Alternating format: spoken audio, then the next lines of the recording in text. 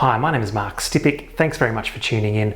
I'm the WorkCover guy, answering the questions that people most commonly ask me about WorkCover. Today I'm answering the question, can employees who disobey workplace policies claim WorkCover? This is a question I get asked quite a lot.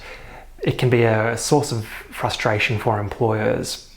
And let's elaborate on it. Let's say that an employee is working in a workplace that has safe work procedures and has various OHS policies and systems to keep employees safe. But for some reason that employee's gone outside of that. Let's say the workplace has a 20 kilo lifting restriction site-wide. Anything over 20 kilos, it's instructed that that needs to be a team lift. Go and get someone for some help. However, for some reason this person today has decided to lift a 20 kilo load on his own. And because he's done that, he's now hurt his back and he's lodged a WorkCover claim.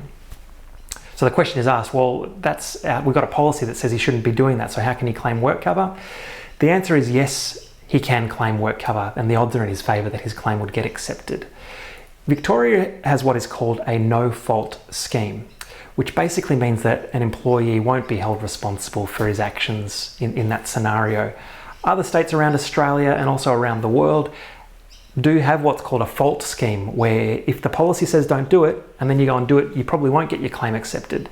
But that's not the case here in Victoria.